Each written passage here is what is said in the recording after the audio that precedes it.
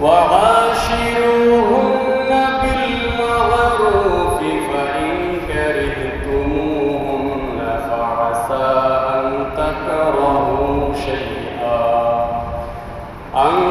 تكرهوا شيئا ويجعل الله فيه خيرا كثيرا. صدق الله مولانا العظيم وصدق رسوله النبي الحبيب الكريم. إن الله وملائكته يصلون على النبي يا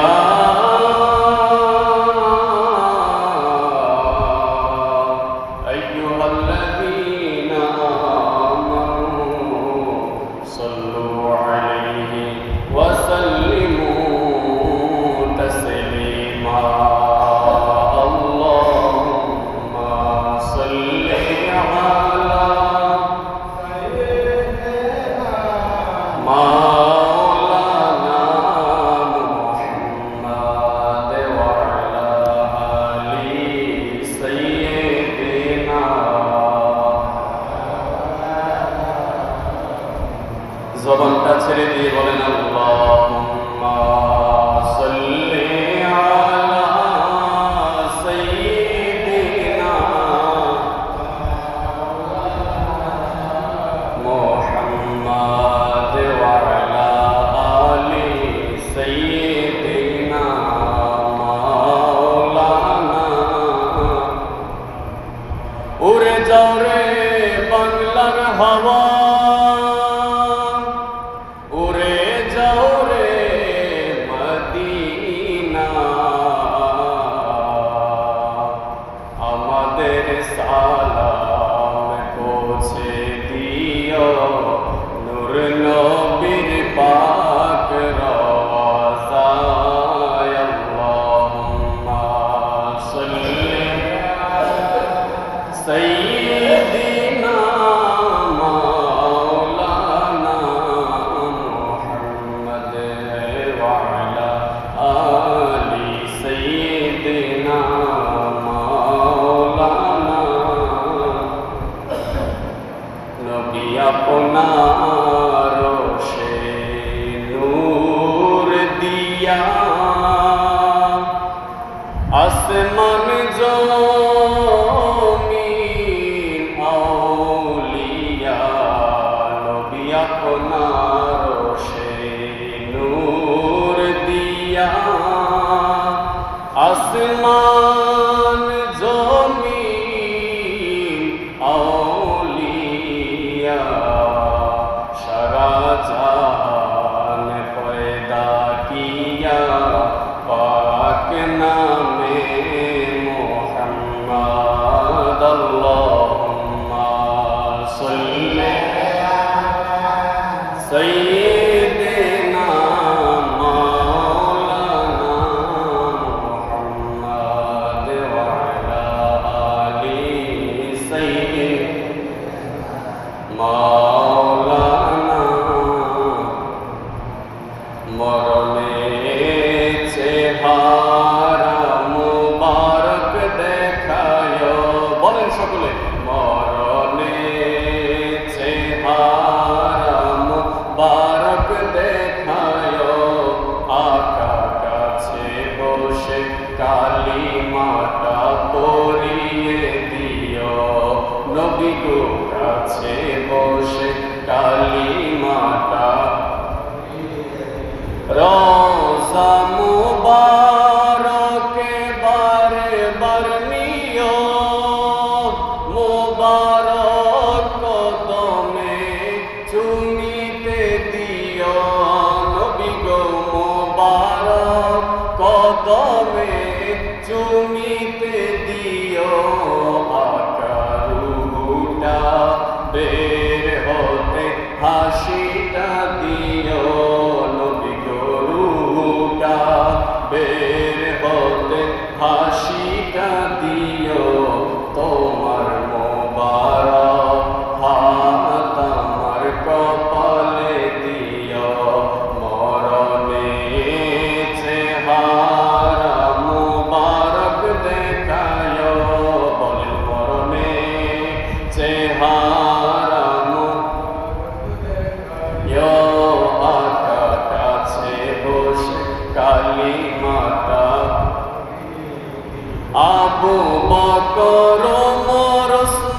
হতে পারি নাই, বেলায়েতের সম্রাট যিনি ওই রকম প্রেম নাই। নবী গো বেলায়েতের সম্রাট যিনি ওই রকম প্রেম নাই। আছে একজন আছে হযরত আবু বকর, হযরতে ওমর ফারুক আযম, ওসমান যুন্নুরাইন। আজকে তিনার পুরুষ মুবারক হযরত ওসমান যুন্নুরাইন রাদিয়াল্লাহু তাআলা। আর মওলাই কায়নাত শেরে খোদা আলী, যার জন্ম খানায় কাবায়, যার দুনিয়াতে দৃষ্টি খুলে যায়, যাকে দেখেছে সেই চেহারাটা হচ্ছে নবী মুহাম্মদুর রাসূলুল্লাহ সাল্লাল্লাহু আলাইহি ওয়াসাল্লাম। হযরত আলী রাদিয়াল্লাহু তাআলা জন্মগ্রহণ করলেন। মক্কার মধ্যে সমস্ত মানুষরা বলতেছে যে বাচ্চা তো চোখ খোলে না, বাচ্চাটা অন্ধ সন্তান আবু তালিবের ঘরে জন্মগ্রহণ করেছে। আল্লাহর হাবিব সাল্লাল্লাহু আলাইহি ওয়াসাল্লাম শুনলেন আমার চাচাতো ভাই হয়েছে, দৌড়ে তাড়াতাড়ি গেলেন। আর আমার ভাই হয়েছে, তাড়াতাড়ি গিয়ে দেখি। যাওয়ার পরে সবাই বলতেছে ওগো নবী মুহাম্মদ, ওই সময় হুজুরের ইলান করেন নাই, বলতেছে হে মুহাম্মদ রাসূলুল্লাহ সাল্লাল্লাহু আলাইহি সাল্লাম, আলী তো চোখ খোলে না। হযরতে আলীকে আল্লাহর হাবিব সাল্লাল্লাহু আলাইহি ওয়াসাল্লাম বললেন যে আমার চাচাতো ভাই আমার কাছে দেন। আল্লাহর নবী যখন নিলেন, নেওয়ার সাথে সাথে হযরতে আলী চোখ খুলে ফেললেন। আর চোখ খুলে যাকে দেখেছেন তিনি হচ্ছেন আমার নবী কামলিওয়ালা। বলেন সুবহানাল্লাহ। সে আলীর মতো প্রেম আমাদের হবে, কিন্তু আমরা চাইতে পারি। আবু বকর ওমর ওসমান হতে পারি নাই, আরে বেলায়েতের সম্রাট যিনি ওই রকম প্রেম নাই। নবী গো বেলায়েতের সম্রাট যিনি ওই রকম প্রেম নাই। আকা গোলাম যারা তাদের সাথে আমায় রাখিও, বলেন গোলাম যারা তাদের সাথে আমায় রাখিও। আকাশ বিচার মোবারক হাতের পানি দিও, মরণে চেহারা মোবারক দেখায়, মরণে চেহারা। আকা কাছে বসে কালিমাটা পড়িয়ে দিও, নবী গো কাছে বসে কালিমাটা পড়িয়ে দিও। সকল বলেন আমিন। আল্লাহ পাকের দরবারে লক্ষ কোটি শুকরিয়া যে মহান আল্লাহ রব্বুল আলামিন আজকে পবিত্র জুমার দিনে আমাকে আপনাকে এই আরবি মাসের শেষ মাস জিলহজ মাসের মধ্যে আল্লাহ আমাদেরকে জুমাতে আসার, বসার, আমাকে কিছু কথা বলার, আপনাদেরকে শোনার যে আল্লাহ তৌফিক দান করেছেন, সে আল্লাহ পাকের দরবারে সকলে উচ্চ আওয়াজে একবার বলি আলহামদুলিল্লাহ। তার সাথে সাথে লক্ষ কোটি বেশমার বেহাত দরুদ সালাম আল্লাহ পাকের নবী সাল্লাল্লাহু আলাইহি সাল্লামের উপর সকলে বলি আমিন। ভাইরা আমার, আজকে আলোচনা করব স্বামী স্ত্রী পরস্পর উত্তম আচরণ সম্পর্কে। গত জুমায় আলোচনা শুনেছি বিবাহের হুকুম, বিবাহের করা ফজিলত সম্পর্কে। আপনারা আমার এই জুমার আলোচনাগুলো ইউটিউবে, ফেসবুকে আপনারা পাবেন।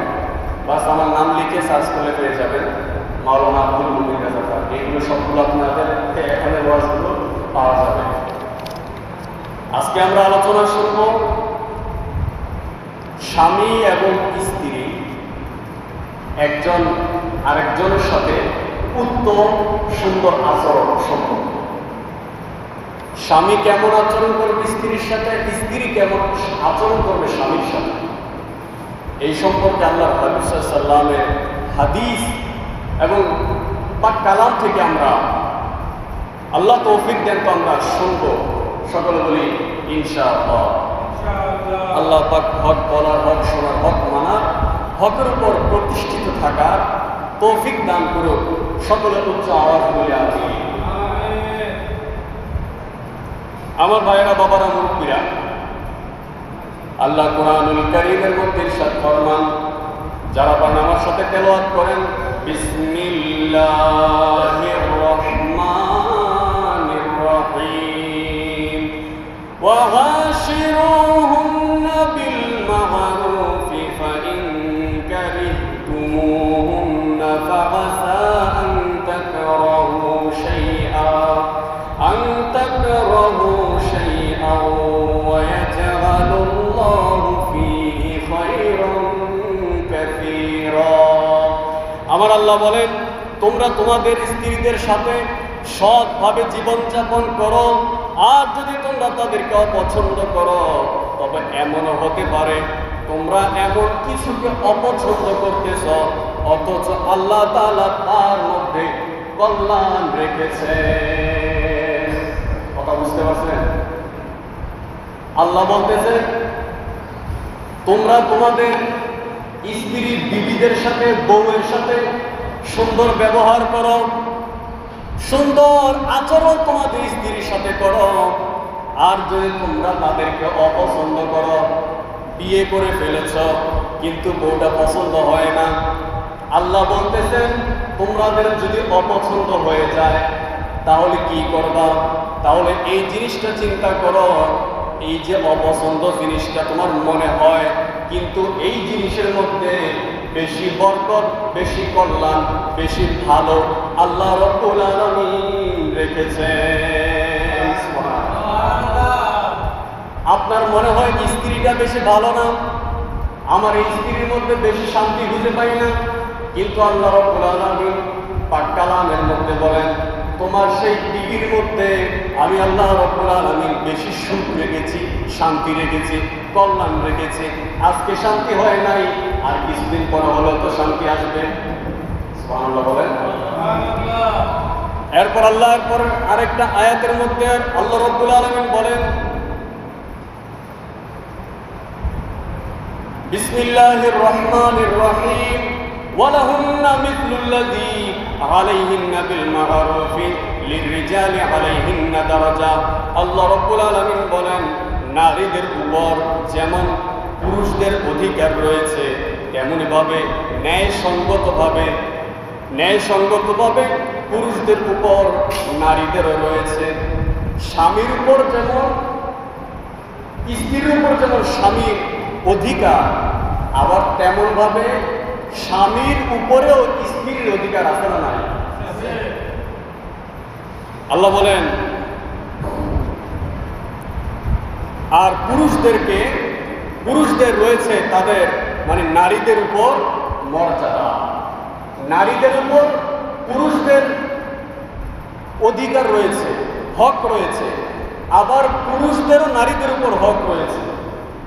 নারীদেরও আবার পুরুষদের উপর কি আছে? হক আছে। এরপর বলা হচ্ছে যে এইভাবে পুরুষদেরকে মর্যাদাবান করেছেন নারীদের থেকে, মানে স্ত্রী থেকে। এটা স্বামী স্ত্রীর কথা বলতেছি। স্বামী স্ত্রীর মাঝে স্ত্রীর নিকট স্বামীকে আল্লাহ মর্যাদাবান করেছেন। করেন নাই? করেছেন। তাহলে বোঝা গেল দুজনের উপর দুজনের কি আছে?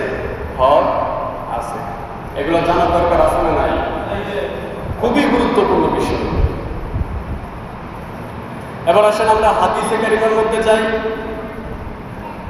وعن أبي هريرة رضي الله تعالى عنه قال قال رسول الله صلى الله عليه وسلم أكمل المؤمنين إيمانا أحسنهم خلقا وخياركم لسانهم رواه الترمذي। তিরমিজি শরীফের মধ্যে একটা হাদিস শরীফ উল্লেখ করা হয়েছে। আল্লাহর হাবিব সাল্লাল্লাহু আলাইহি ওয়াসাল্লাম ইরশাদ ফরমান, আল্লাহর নবী বলেন, মুমিনদের মাঝে ঈমানের দিক থেকে পরিপূর্ণ ঈমানদার ব্যক্তি সেই যে ব্যক্তি চরিত্রের দিক থেকে ভালো, উত্তম ব্যক্তি যিনি, তিনি হচ্ছেন ঈমানের মধ্যে পরিপূর্ণ। তাহলে ঈমানদারের মধ্যে পরিপূর্ণ ঈমানদার আছে, ঠিক কিনা? এখানে আমরা ঈমানদার কিনা? আপনারা কি ঈমানদার না বেঈমান? ঈমানদার। তো এই ঈমানদারের মধ্যে আবার পরিপূর্ণ ঈমানদারও আছে।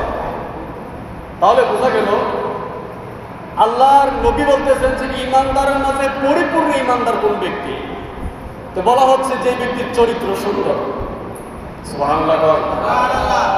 যে ব্যক্তি চরিত্র সুন্দর, যার চরিত্র সুন্দর ওই ব্যক্তি ঈমানদারের মধ্যে পরিপূর্ণ ঈমানদার। আর যে ব্যক্তি পরিপূর্ণ ঈমানদার হতে চায় তার উচিত চরিত্রকে হেফাজত করা, চরিত্রকে ঠিক করা। চরিত্র ঠিক করতে হলে আপনাকে অন্যায় ছাড়তে হবে, আপনাকে ন্যায় কাজ করতে হবে, আপনাকে মানুষ হিংসা করা যাবে না, ঠিক কিনা? আপনি মানুষকে গালি দিতে পারবেন না, ঠিক কিনা? আপনি অন্য মানুষের সম্পদ আত্মসাৎ করতে পারবেন না, আপনি আরেকজনের জমি দখল করতে পারবেন না, আপনি সম্পর্ক ছিন্ন করতে পারবেন না, আপনি অন্য মানুষের ঘরের সুখের সংসারে আগুন দিতে পারবেন না, ঠিক কিনা? যদি করেন তাহলে আমার নবী মুস্তাফার কথা অনুযায়ী আপনি পরিপূর্ণ ঈমানদার হতে পারবেন। আর আল্লাহ নবী বলেন যে যে ব্যক্তি পরিপূর্ণ ঈমানদার সেই ব্যক্তি যার চরিত্র হচ্ছে সবচেয়ে ভালো। এরপর আল্লাহর হাবিব বলেন তোমাদের মাঝে ওই ব্যক্তি সর্বোত্তম। এবার আল্লাহ হাবিব সাল্লাল্লাহু আলাইহি ওয়াসাল্লাম আমাদের মানুষদের কথা বলতেছেন, এবার আমভাবে সকলের কথা বলতেছেন। আল্লাহর হাবিব বলেন তোমাদের মাঝে সেই ব্যক্তি সর্বোত্তম যে ব্যক্তি তার স্ত্রীর সাথে সুন্দর আচরণ করে, স্ত্রীর সাথে সর্বোত্তম ব্যবহার করে। স্ত্রীর কাছে যে ব্যক্তি সবচেয়ে বেশি ভালো, আমাদের মাঝে ওই ব্যক্তি হচ্ছে সর্বোত্তম। সুবহানাল্লাহ। আমরা অনেক সময় বলি আমাদের মাঝে কোন ব্যক্তি ভালো, আমাদের মাঝে কোন ব্যক্তি উত্তম। আমরা যদি এই জিনিসটা অনেক সময় চিন্তা করি, অনেক সময় আড্ডার মধ্যে বসলে, অনেক সময় আমরা কথাবার্তার মধ্যে বসে গেলে আমরা এই জিনিস চিন্তা করি কোন ব্যক্তি ভালো, কোন ব্যক্তি খারাপ। কথায় কথায় যদি উঠে উত্তরপাড়া জসিম, আসলে কোনো জসিম আপনারা জসিম আছে, আমি নাম কথাই বললাম আর কি। উত্তরপাড়া জসিম মিয়া আরেক মুরব্বী বলল তে বেশি ভালো নাম, খালি কথায় কথায় ঝগড়া ফাসাদ করে, এরকম কথা হয় কিনা? আবার আরেকজন বলে ওই দক্ষিণ পাড়ার আব্দুল কুদ্দুস মিয়া খুব ভালো মানুষ। আমি কথার কথা বলতেছি, আব্দুল কুদ্দুস মিয়া খুব ভালো মানুষ, উনি তার পরিবারের নিকট ভালো, তার স্ত্রীর নিকটও ভালো, বউর সাথে সুন্দর আচরণ করে, বউর সাথে ভালো ব্যবহার করে, কখনো খারাপ ব্যবহার বউর সাথে করে না, মার সাথে খারাপ ব্যবহার করে না, বাবার সাথে খারাপ ব্যবহার করে না, ময় মুরব্বীদের সাথে গলাটা উঁচু করে কথা বলে না। যখন রাস্তার মধ্যে চলাচল করে ময় মুরব্বী হুজুর দেখলে বড় ছোট সবাই সালাম দেয়, ওই ছেলেটা খুব ভালো, ওই লোকটা খুব ভালো। তো আল্লাহর হাবিবও বলতেছেন যে ব্যক্তি তোমাদের মাঝে সেই ব্যক্তি সর্বোত্তম যেই ব্যক্তি তার স্ত্রীর সাথে সৎ ব্যবহার করে। আর যেরকম সুবহানাল্লাহ। তাহলে ভালো মানুষের একটা সার্টিফিকেট আল্লাহ নবী দিচ্ছেন, ঠিক কিনা? ভালো মানুষের একটা সার্টিফিকেটটা কেমন হবে এটা আল্লাহর হাবিব দিয়ে দিচ্ছেন যে তোমাদের স্ত্রীর কাছে যে ব্যক্তি ভালো সেই ব্যক্তি কি তোমাদের মাঝে উত্তম, তোমাদের মাঝে এই ব্যক্তি উত্তম। সুবহানাল্লাহ। আমার ভাইয়েরা, এবার আসেন আরেকটা গুরুত্বপূর্ণ হাদিস। হযরতে আবু হুরায়রা রাদিয়াল্লাহু তাআলা আনহু থেকে হাদিস। হযরত আবু হুরায়রা বলেন আল্লাহর নবী সাল্লাল্লাহু আলাইহি ওয়াসাল্লাম ইরশাদ ফরমান আল্লাহর হাবিব বলেন, এ আমার সাহাবারা শোনো, তোমরা মহিলাদের সাথে সৎ ব্যবহার করো, ভালো ব্যবহার করো। আল্লাহর হাবিব এরপরে বলেন, কেননা নারীদেরকে পাঁজরের হাড় হতে সৃষ্টি করা হয়েছে। কিসের হাড় হতে? পাঁজর। এই যে এই জায়গার যে হাড়গুলা, এগুলাকে বলা হয় পাঁজর। আর এই পাঁজরের 12টা হাড়। কয়টা হাড়? হাড্ডি কয়টা? 12টা হাড়।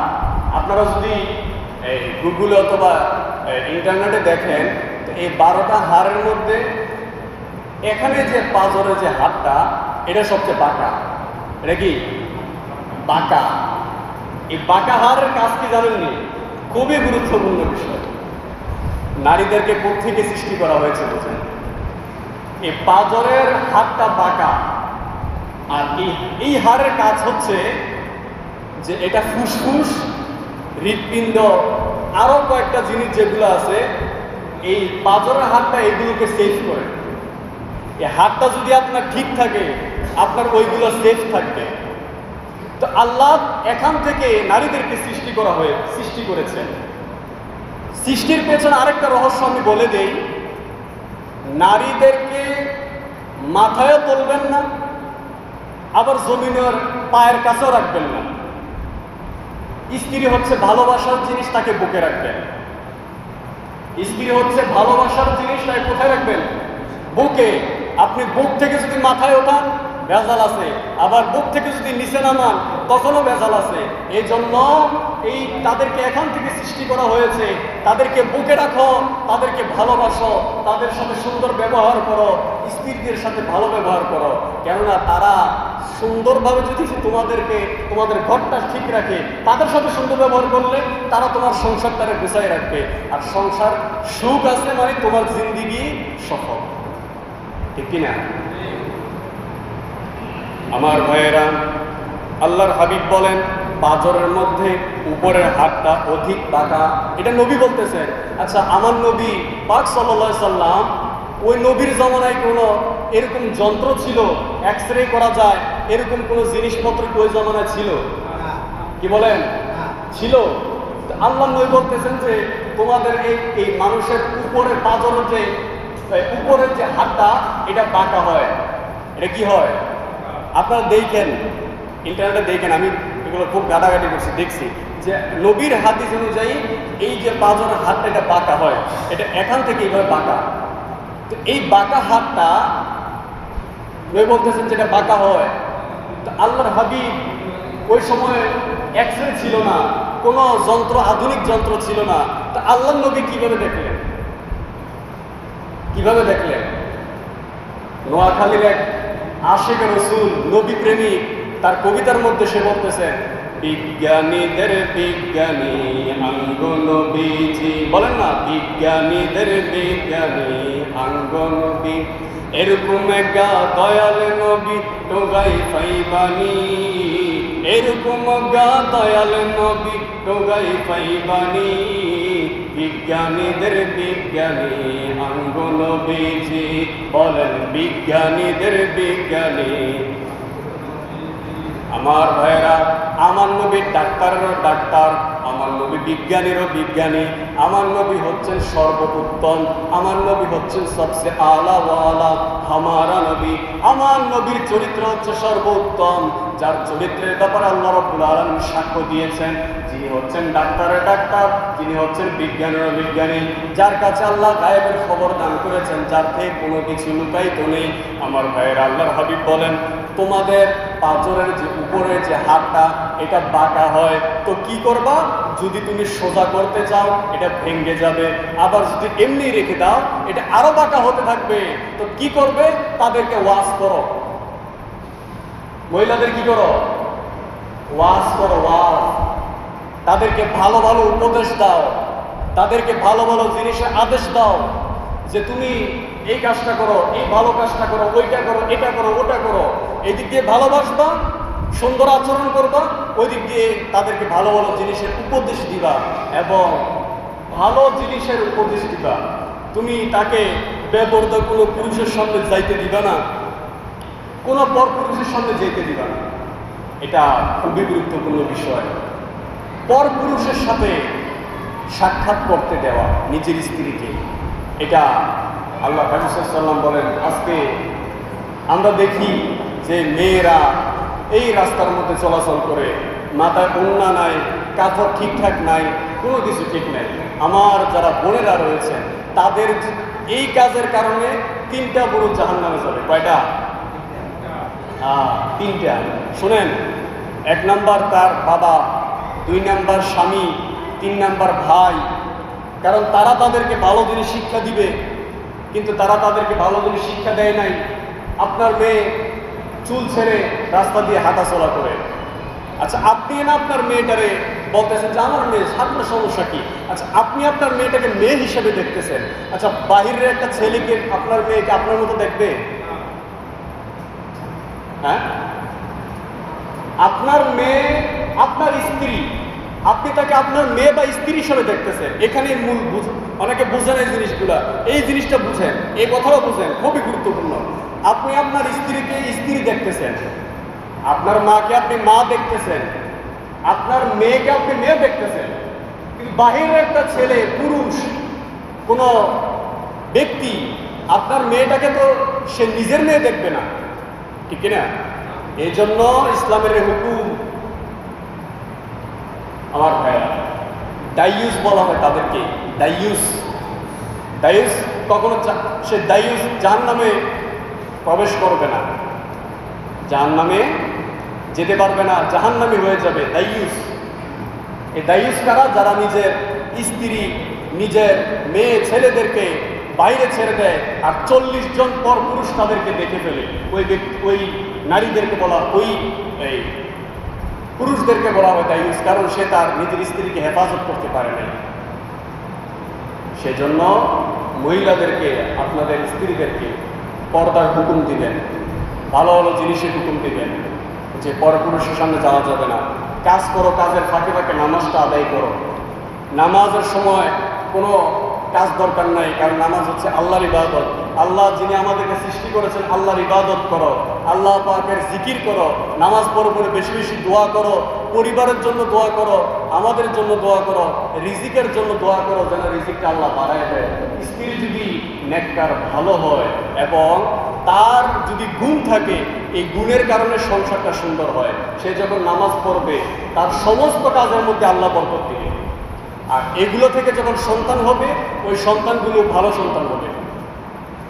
আরেকজনের গাছের ডাব চুরি করবে না, আরেকজনের গাছের কাঁঠাল চুরি করবে না, যদি মা নামাজি হয়।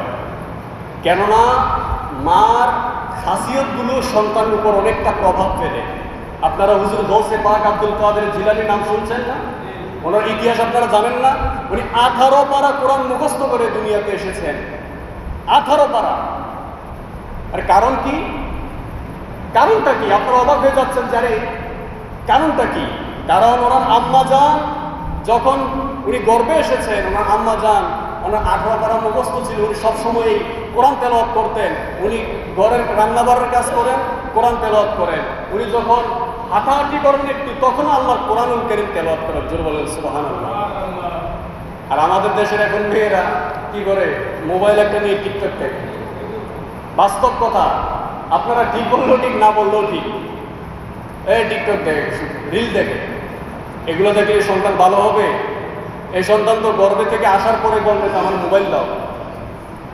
আমার ভাইরা, সেজন্য মহিলাদেরকে উপদেশ দিবেন, তাদেরকে মাথায় উঠাবেন না প্রশংসা করতে করতে, ভালোবাসতে বাসতে। আবার এমন অপছন্দ কিংবা এমন আবার টাইট দিবেন না যেন আবার পায়ের কাছে চলে যায়, ভাঙ্গে যায়। আল্লাহ নবী বললেন না যে এদের এই হাতটা বাঁকা, এটা সোজা করতে গেলে ভেঙে যাবে। আবার যদি কি করো, বেশি ছাইড়া দাও, এটা আবার বাঁকা হয়ে যাবে। কি করো? উপদেশ দাও, তাদেরকে সুন্দর ব্যবহার করো, উপদেশ দাও, ভালো ভালো কাজের নির্দেশ দাও, ওয়াজ করো ঘরের মধ্যে বসে। আপনার স্ত্রীর কাছে আপনিই বক্তা, আপনিই বক্তা। সেজন্য স্বামী একটু শিক্ষিত হতে হয়, স্ত্রী থেকে একটু ধর্মীয় জ্ঞান থাকতে হয় স্বামী। আল্লাহ রাব্বুল আলামিন কবুল করুন, সকলে বলি আমিন। আল্লাহুম্মা সাল্লি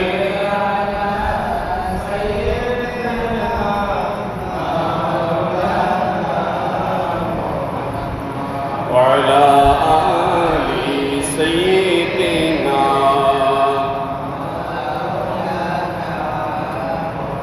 اللهم صل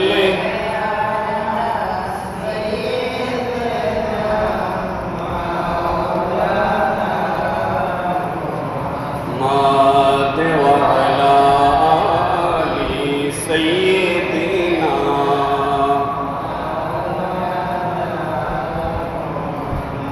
तेरी नस्ल पाक में है बच्चा बच्चा नूर का तू है ऐने नूर तेरा सब घराना नूर का अल्लाहुम्मा सल्ली अला सय्यिदना मौलाना मुहम्मद व अला सय्यिदना मौलाना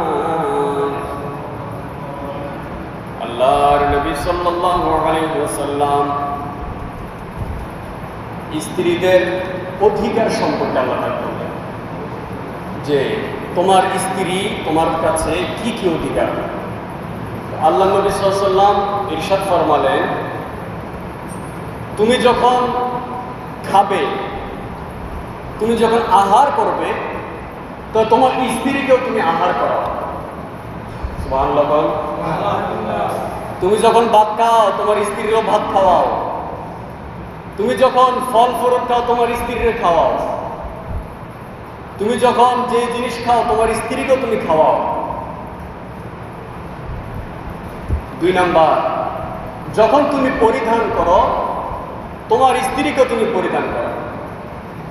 যখন তুমি কোনো কিছু দিবে, নিজে করবে, এটা তোমার স্ত্রীকেও করা, কারণ সে তোমার এক কাপড়ের 2টা শরীর। সুবহানাল্লাহ। কোরআন শরীফের মধ্যে বলা হচ্ছে যে স্বামী স্ত্রীর লেবাস, স্ত্রী স্বামীর লেবাস, মানে এক কাপড়ের 2 মানুষ। এক কাপড়ের 2 মানুষ। কাপড় যদি না থাকে, শরীরে কোনো মূল্য নাই। সেজন্য আবার কাপড় আছে কিন্তু শরীর নাই, তো কাপড় পরে রয়েছে, আর কোনো দাম নাই, তো 2টারে আবার আলাদা করা যাবে না, ঠিক কিনা? তো এই জন্য আল্লাহ বললেন যে তোমরা এক কাপড়ের দুজন মানুষ, কেউ কারো থেকে আলাদা হওয়া যাবে না, কেউ পক্ষে আবার পক্ষপাতিত্ব করা যাবে না। স্বামী স্ত্রীর দিকে টানবে, স্ত্রী আবার স্বামীর দিকে টানবে। স্বামী স্ত্রীর কথা শুনবে, স্ত্রী আবার স্বামীর কথা শুনবে।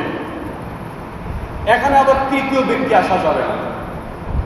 যেই সংসারের মধ্যে তৃতীয় কোনো ব্যক্তি প্রবেশ করেছে, ওই সংসারে টিকে কতটুকু এটা আল্লাহ এবং তার রাসূল ভালো জানে।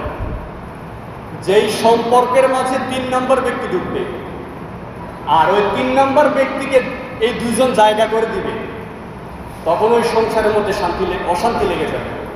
স্ত্রী অনেক সময় দেখা যায় বাপের বাড়ি গিয়ে স্বামীর বদনাম করে, আছে না নাই? বাপের বাড়ি গিয়ে স্বামীর বদনাম করে। আপনি যে স্বামীর বদনাম করতেছেন, আপনি কি এই জিনিস চিন্তা করলেন না আপনার সারা জীবন খাওয়াবে কে? আপনি থাকবেন কার সাথে? অনেক ঝামেলা হয় সংসারের মধ্যে, ঝামেলা হবে, সংসারে ঝামেলা হবে। 2টা মানুষ একসাথে এক ছাদের নিচে থাকলে ঝামেলা হবে না, হওয়ার এটা কোনো স্বাভাবিক বিষয় না, হবে, এটা স্বাভাবিক বিষয়। একসময় ঝগড়া বিবাদ মারামারি হতে পারে। এর মানে এটা নয় যে আপনি বাপের বাড়ি চলে গেলেন, বাপের বাড়ি আপনার আদর যত্ন করে রাখবে। এরকম আমার চোখে দেখা অনেক ঘটনা, বাস্তব আমি সাক্ষী। মার সাথে গিয়ে বলে, মা আমার স্বামী বেশি ভালো না। মা বলে, কি করবি, আয় পর, তার ঘরে তো জ্বললে গেছ, আর এই জ্বলানোর দরকার নাই। চলে আসে, আসার পরেই ঝাইঝামাল লাগতেই থাকে।